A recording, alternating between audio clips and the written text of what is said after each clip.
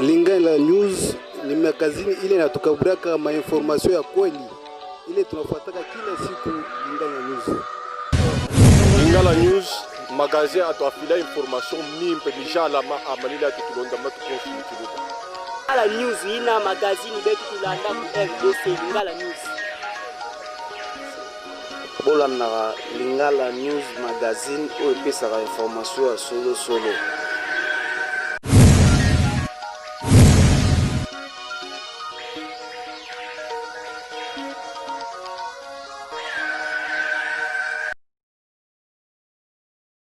Bonjour, bienvenue au Lualaba. Ça c'est la province du Lualaba, nous représentons la province du Lualaba. La province du Lualaba est une province, est l'une des provinces en République démocratique du Congo. La province du Lualaba est une province reconnue par ses mines, par le tourisme qu'on retrouve au Lualaba, qui est vraiment intéressant et bienvenue. Comme vous pouvez le voir, sur la photo, sur l'image, ça c'est la chute de Kawa qui mesure 74 mètres et la chute est située dans le territoire de Lubudi, dans la province du Lualaba.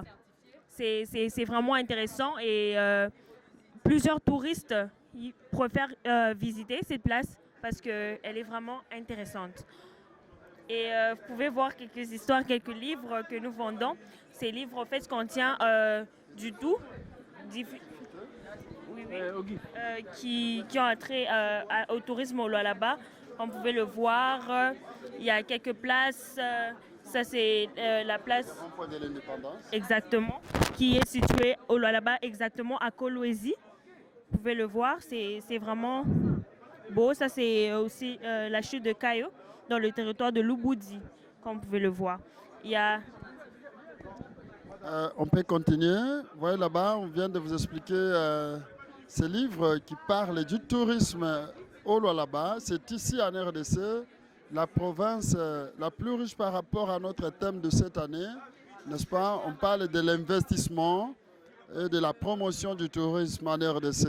Il y a plusieurs pays aujourd'hui qui se développent grâce au tourisme. Donc c'est question de booster le secteur, de construire les infrastructures routières, de construire les infrastructures hôtelières, parce que la personne, quand il va visiter le site, il ne suffira pas seulement de voir le site, il doit bien dormir, il doit aussi bien manger, ne pas regretter de son séjour. Voilà, vous voyez là-bas, nous avons par exemple les petits futés. Les petits futés ici, à beaucoup de ce qui concerne, n'est-ce pas, le tourisme au Lualaba. Les différents sites touristiques, les hôtels et autres, tout ce qui est touristique, vous trouverez ça dans les petits futés, la culture, donc tous les secteurs. Là, nous avons les statues que vous voyez là-bas, j'explique. Nous avons ça, on appelle, vous voyez, quand vous regardez, je peux détacher ça, ça se détache. Oui, c'est la pipe, voilà, j'y arrivais. On appelle ça dans le langage local les moutons-pas. Les moutons-pas, dans le langage local, on appelle ça les moutons-pas. La pipe, je remets là-bas, je remets, vous voyez, il fume. Donc avant, nos ancêtres fumaient des... Oui, pas chef coutumier, n'importe quelle personne pouvait fumer. Pour fumer, donc, il n'y avait pas de la cigarette mise en papier comme c'est le cas aujourd'hui, mais on fumait au travers ce que l'on appelle les moutons-pas, donc la pipe. On met la cigarette là-bas et il fume. Voilà, nous passons. L'autre image, vous voyez sur la croisade qu'il y a là-bas, vous voyez la croisade ici. Cette croisade, c'est ça qu'on appelle les Mukuba. Mukuba au pluriel, Mikuba. Ok? C'est ça les Mukuba. Les Mukuba ici, comment on en fabrique? Nous sommes là, vous voyez? Cette image ici, les Luanzo, c'est ça? Les Luanzo Luamikuba. À partir de ces Luanzo, on forme les croisades qu'on appelle Mikuba. Ah, Mikuba, c'est le cuivre. Voilà, on forge, il y a du charbon, la chaleur sort par ces petits trous-là et s'entraîne, n'est-ce pas, le chauffage du métal. Et on va façonner pour fabriquer les croisades qu'on appelle Mikuba. Voilà, si vous venez chez nous, il y a même une chaîne qui est sur Canal+, et au Star Times, Mikuba, la chaîne de Mikuba. Donc, j'ai fait comprendre là d'où vient le Mikuba. Et ici, nous avons ces masques ici. C'est ce masque ici qui représentait les dieux qu'on adorait par nos ancêtres. On sait que la chaîne Mikuba, c'est la chaîne des ministères provinciaux, des gouverneurs. C'est ça qui est... Oui, c'est la chaîne, bien sûr, du gouverneur Richard Mouyej Manguez-Mans. Alors, comme vous voyez ici, nous avons ces masques ici. OK?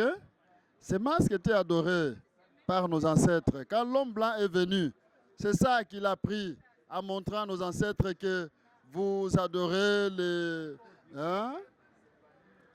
Vous adorez, n'est-ce pas, les statues, les esprits, tout ça. On va mystifier la chose et on prie pour aller amener dans leur musée. Il y a les touristes qui passent chez eux et ça fait entrer beaucoup d'argent. Voilà, pourquoi pas chez nous, si le gouvernement peut penser à encourager ces artistes ici, c'est-à-dire les accompagner financièrement, leur donner ce qu'ils ont besoin, c'est-à-dire construire encore des musées par-ci, par-là, pourquoi pas dans des provinces. Tout ça, c'est de la richesse de notre pays. Ici, vous voyez l'Atlas général de la province du Lualaba. Ouais.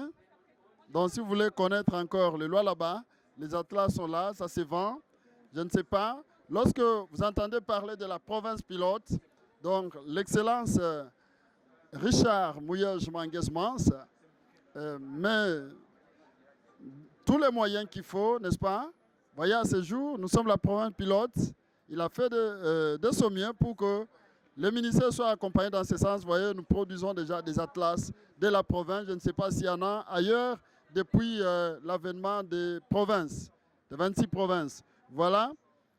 Tout ça, c'est de la richesse de la province. Comme vous voyez, ça symbolise beaucoup de choses. Ici, nous avons la canne.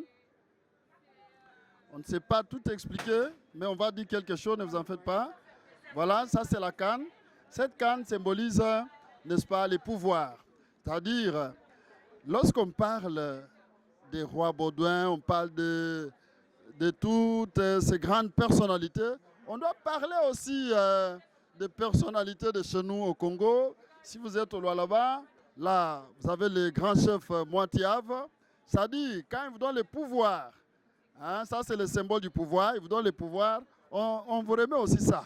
Les grands chefs, on lui donne aussi cette canne, c'est-à-dire ça symbolise les pouvoirs.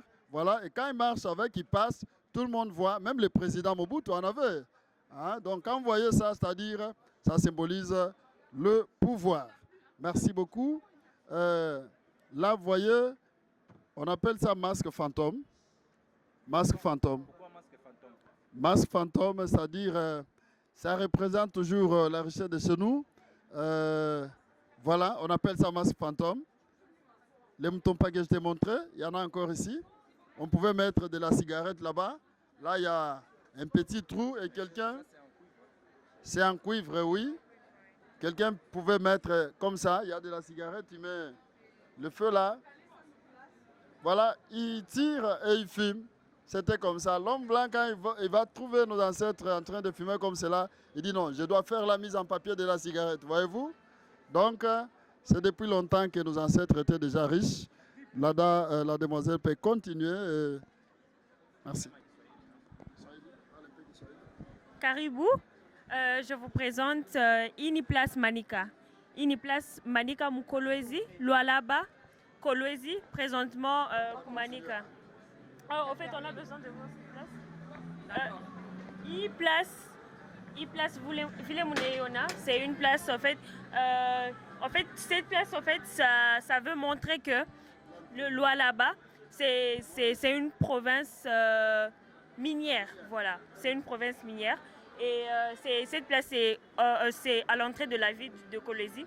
Donc, juste quand vous entrez à Kolwezi vraiment, vous voyez cette place ici, ça représente les mines en fait qui sont à Kolwezi. Voilà, vous pouvez voir ça. Et ça, c'est comme on l'a dit là-bas, c'est le Mikuba. C'est comme ça qu'on l'appelle. C'est le Mikuba qui. Le Mikuba, c'est une façon en fait de représenter en fait des mines. C'est comme vous. C'est en fait, c'est fabriqué comme on l'a expliqué, c'est fabriqué en cuivre, en tout. Et c'est ce Mikuba en fait. Quand nos ancêtres les utilisaient, en fait, les fabriquaient et tout ça, et, en fait, c'est symbolique, en fait. C'est symbolique parce que c'est fait à base des mines que nous avons dans notre province. Donc, c'est ça, comme vous le voyez. C'est comme ça qu'on l'appelle. Exactement. Ça, c'est très intéressant. Comme vous le voyez là, c'est localisé à Kolwezi. Et ici, on nous montre quelques utilisations, comme vous pouvez le voir. Avec ça, l'azurite, vous pouvez faire des colliers en azurite. Donc, vous voyez. Et vous pouvez faire des pendentifs et tout ça. Et des bagues en azurite et tout ça. Donc, c'est très intéressant. Pardon? Non, nous n'avons pas, malheureusement. Je souhaite que nous puissions faire mieux. En fait. Non, j'en ai pas malheureusement. Ça, c'est tourmaline, désolé. Pardon? Ça, c'est tourmaline. Tourmaline, vous pouvez voir l'utilisation, c'est ça.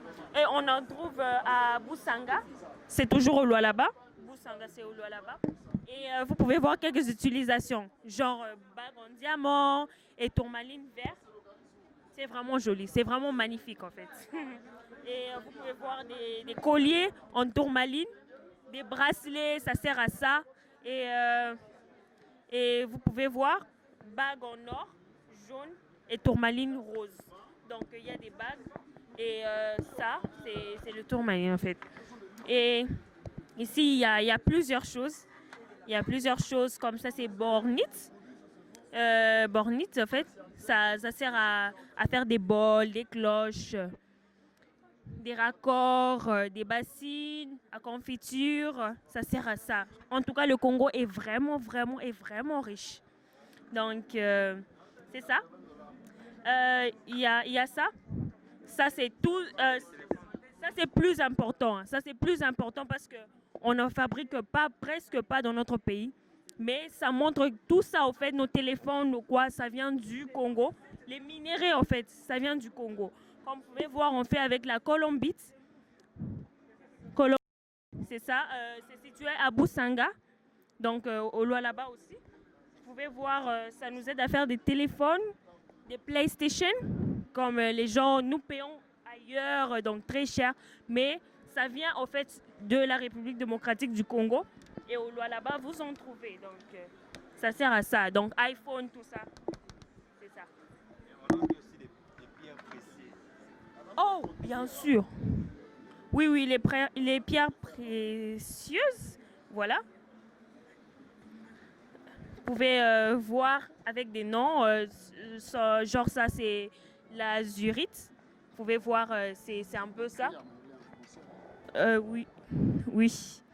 Donc c'est ça. Il y a le cuivre. Souvent nous entendons parler du cuivre, nous entendons parler de n'importe quel. Vous voyez, à partir de ces minéraux que vous voyez, monsieur le journaliste, moi c'est monsieur Paul Kapenda, je suis du tourisme et de l'environnement au niveau provincial.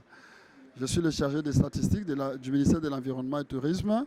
Mais comme ceci cadre avec notre secteur, vous voyez, les minéraux qu'il y a ici, je voulais dire un peu quelque chose peut-être qui va sonner très fort dans les oreilles des décideurs. Je suis un ancien enseignant du secondaire, j'ai fait l'ISP, j'ai mis beaucoup de temps à parler, à enseigner donc. Ça dit, je voulais dire quelque chose là-bas, c'est quoi? Lorsqu'on parle de la géographie, les cours de géographie dans notre pays, les cours de géographie s'enseignent, on parle aux enfants, par exemple, les programmes de 3e secondaire, l'Amérique latine. L'enfant peut-être qui, toute sa vie, quand il grandit, jamais il se retrouvera en Amérique. Ce n'est pas mauvais de connaître le monde. Mais quelque part, vous voyez, lorsque l'enfant maîtrise la géographie locale, à partir de la géographie locale, il peut comprendre d'autres choses par comparaison. Là, chaque intellectuel a tout intérêt de bien comprendre cela. Donc, que l'enfant comprenne d'abord chez eux, le Congo. Qu'est-ce qu'il y a au Congo? Quelles sont les richesses qu'il y a au Congo? Si l'enfant connaît tout ce qu'il y a, comme vous le voyez là-bas, donc il va maîtriser, aimer son pays. Parfois, on va en Europe, on va en Amérique, on s'installe là-bas, on pense qu'il n'y a pas de bonnes choses chez nous. Or, tous les minéraux sont produits là, comme vous venez de les voir. Madame venait de vous montrer tout à l'heure la colombite. À partir de la colombite, voilà, on produit les téléphones portables. Nous avons les jeux vidéo PlayStation, ainsi de suite. Donc, on peut, par les décideurs, dans les secteurs de l'enseignement, proposer quelque chose de bien aux décideurs pour que nous ayons un programme national de l'enseignement revu, là où les enfants congolaises et congolais étudient premièrement la géographie locale, avant de leur parler de la géographie au niveau international. Pour ceux qui nous suivent en Swahili, je parle le Swahili d'écologie, le Swahili simple.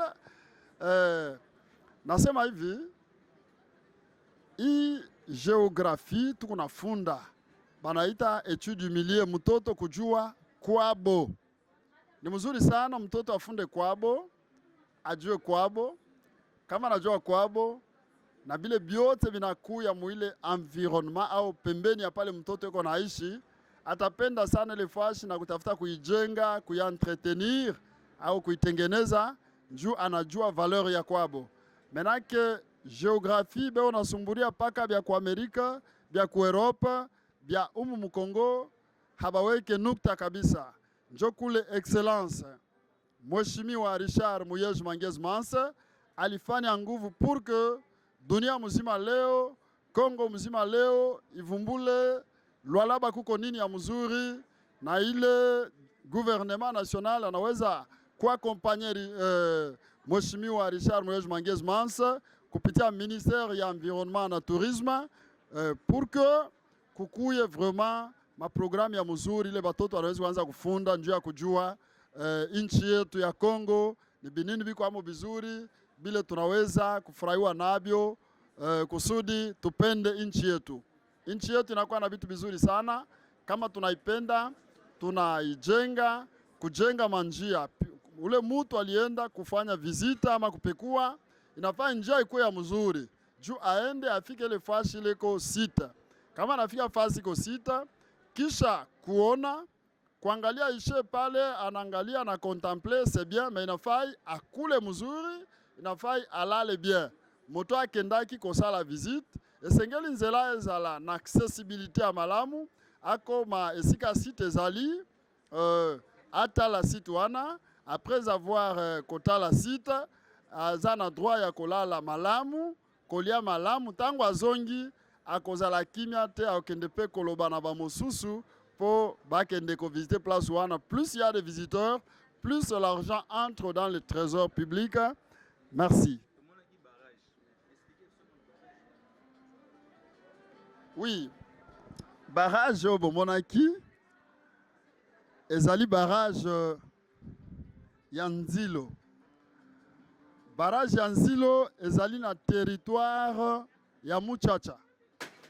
Soki okomi na Nzilo, Nzilo ezali site touristique naturel et artificiel. Je m'explique.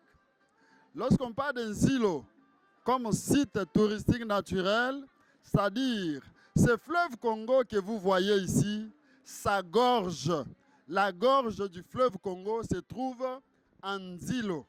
C'est là que vous pouvez traverser le fleuve Congo sans la pirogue. Il suffit de faire un pas, vous êtes de l'autre côté du fleuve Congo, donc la gorge du fleuve Congo est en Nzilo. Voyez? Le fleuve Congo que les visiteurs voient au travers l'avion, tout ça, d'autres moyens pour y accéder. Mais il y a une gorge, là où traversaient nos ancêtres sans utiliser la pirogue. C'est pourquoi on appelle Nzilo site touristique naturel. Nzilo étant site touristique artificiel, vous arrivez à Nzilo, vous allez trouver le barrage hydroélectrique. Ce barrage-là, on l'appelle barrage voûte. Voûte puisque c'est construit en forme de l'arc. OK? En forme de l'arc. Le véhicule ne peut pas y passer. Même nos présidents passent par là. Nzilo, c'est un des coins stratégiques de la province du Lualaba. C'est un milieu qui mérite d'avoir une route asphaltée parce que c'est un coin stratégique. Pourquoi? Je m'explique. Nzilo est un site touristique naturel, j'ai déjà expliqué. Artificiel, il y a le barrage. Après sa construction en 1952, cela va donner naissance au lac Amon, qu'on appelle lac de retenue de Nzilo, qui part de la source jusqu'à Nzilo, bien sûr. Et derrière le barrage, le lac aval. Voilà. C'est le site touristique artificiel à cause de par la présence du barrage. Pas seulement le barrage. Ce barrage-là donne, n'est-ce pas, existence des conduites. Les conduites qui vont déboucher dans la centrale hydroélectrique de Nzilo. Si vous verrez les images, on va y arriver, vous verrez ça, je vais vous expliquer. À partir de ces conduites-là, les conduites font entrer l'eau dans les machines avec une pression bien déterminée qui entraîne le mouvement des machines et ça produit les courants à partir de Nzilo. Donc c'est un coin stratégique qui mérite vraiment de bonnes décisions des décideurs ici au niveau national à Kinshasa où nous sommes au musée. Ceux-là qui nous suivent, vraiment nous demandons au ministère de tutelle de penser à ces coins-là qui ont besoin de bonnes routes parce que vous allez y accéder facilement et cela fera entrer beaucoup d'argent dans les trésors publics si les bonnes décisions sont prises dans ces secteurs-là. Voilà. Voyez, nous avons ici les cascades. Voyons la chute des Caillots. La chute des Caillots, nous sommes dans le territoire de Lubudi. Si vous voulez avoir des précisions, on va vous donner les cartes, soit vous achetez l'atlas, vous aurez toutes les précisions sur la hauteur, ainsi de suite. Voilà, nous sommes dans le territoire de Lubudi. Lubudi, c'est l'un des 5 territoires qui constituent la province de Richard Mouyej Manguez-Mans. Hein, la chute des Caillots, vous voyez, c'est très joli, c'est beau, c'est vraiment attrayant. Vous comprendrez qu'il y a tout intérêt d'investir et de promouvoir le tourisme dans les Lualaba. Pardon? L'adresse. Notre adresse, nous sommes au bâtiment de la province, au premier niveau. C'est là que vous trouverez le ministère du Tourisme sur la route Kazembe. Route Kazembe, gouvernorat de la province. Au premier niveau, c'est là qu'il y a le ministère du Tourisme. Voilà. C'est la beauté du Lualaba. Vous pouvez prendre les images. Oui.